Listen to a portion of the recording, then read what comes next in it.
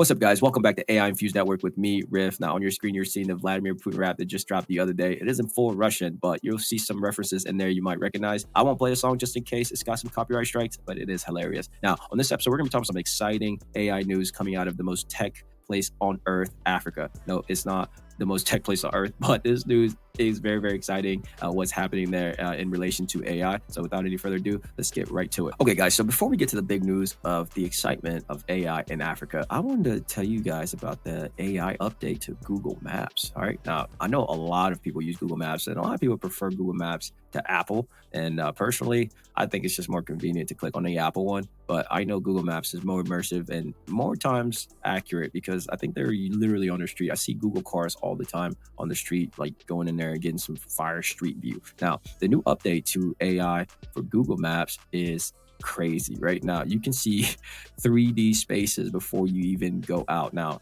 I'm the type of person that I like to have a picture in my head of where I'm going before I go. Like anybody else like that? Like, you know what I mean? Like if I'm like mapping something out, I like to see exactly what I'm expecting to see. That way I can, recognize it without really leaning on the map a lot and just kind of knowing the area, seeing what kind of stores and, what kind of places to stop, places you can eat. Now it looks like you can see all of that with Google Maps with immersive view. That's crazy. Let's see what this looks like.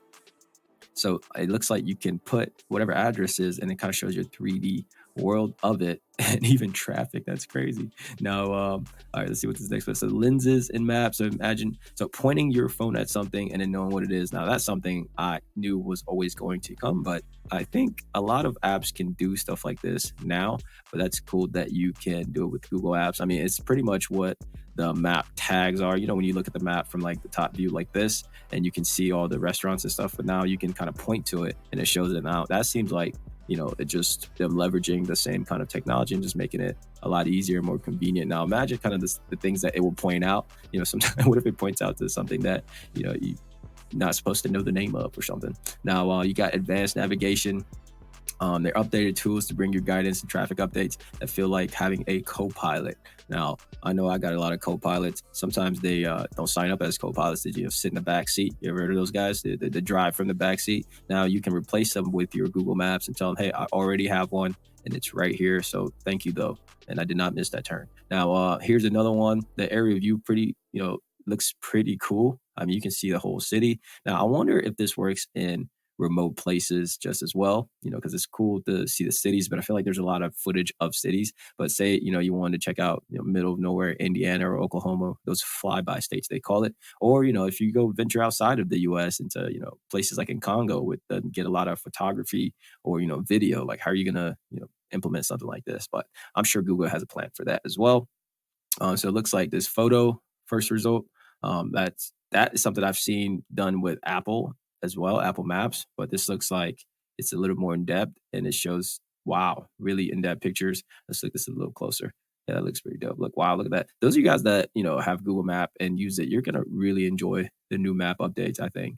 And wow, so it looks like now you can just search it with language. It's like, oh, I need a place with a nice balcony and great vibes, as you can see on the example there. That's kind of hilarious. How about lunch? And it shows you lunch is why. That's a really immersive map. I think this is part of the cool tech because when somebody comes to visit you in your town, there's like, oh, what's the cool places to eat? And I'm like, well, type in cool places to eat on your Google Maps now, and it will show you all of it because I can't never remember cool places to eat where I live. You know what I mean? I just kind of go whenever you have like a craving or something. But when people always ask you, hey, what are some cool places to eat? Now you can just type it on Google Maps, cool places to eat, and then you can, get all your options. That is pretty cool for it. So look out for those Google Maps AI updates. And I'm pretty sure this is going to be, just the beginning of what we can do with maps.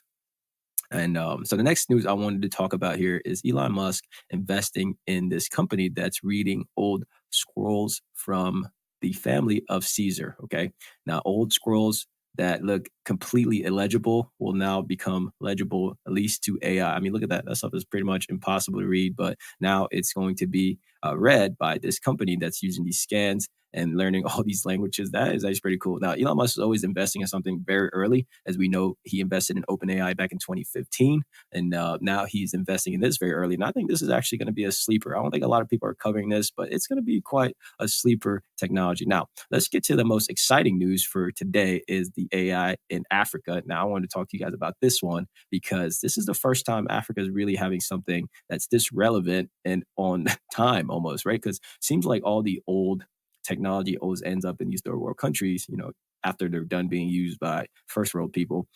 But now AI is like the forefront of everything, right? Every conversation is surrounding AI, but now there's going to be a conference in Cameroon surrounding AI. That is pretty cool, guys, because I'm from Africa, right? And I can tell you right now, I we had no type of technology growing up, and so everything has always been newer to me. But now seeing that they are pushing the boundaries now in Africa, they might even just skip the industrial age. Because if you think about it, every developed country went through some type of industrial age where you build a lot of factories, and you have all these things being built to support the GDP. And African countries rarely have that, so it looks like they might be able to skip that and go straight to AI. Now imagine not having to go through learning the industrial revolution, all that stuff, and just going straight into AI where it can just develop better things faster, like cleaner water, more food, how to plant food, which grounds to use. I mean, this is quite exciting, and I hope you guys feel the same excitement. So especially if you're African of origin like me, and you're gonna look at this and go, wow, I can't believe we are making this type of deep dive. Now, this conference is starting tomorrow on March 4th. So I will be covering this. I will be plugged in, and I will let you guys know on next week's video about what is going on and why was this AI Summit in Africa. What are they talking about? What industries are they going to impact? How are they going to get the people out of poverty and all these really, really terrible situations? So that's super exciting, and I will be covering that. Now, that was just a little bit of the news of what's going on in the AI world, guys. As you know, I don't cover everything because there's so many channels to cover a lot of things. I even myself consume a lot of cool channels that cover some AI updates and stuff, but I like to just bring it to you from my own perspective, being an African, seeing something cool like this, and also somebody that uses maps all the time, to just travel. I thought that was a great update. So if you guys enjoyed this video, right, help us out. We're on our way to 500 subscribers, and we're getting closer every day. Just hit the subscribe button, hit the like button, so you can see more of our videos, especially one where I tell you guys what happened in this African summit for AI next week. Super, super exciting. So my name is Riff. Guys, if you enjoyed this video, let me know in the comments, and I'll see you guys in the next one.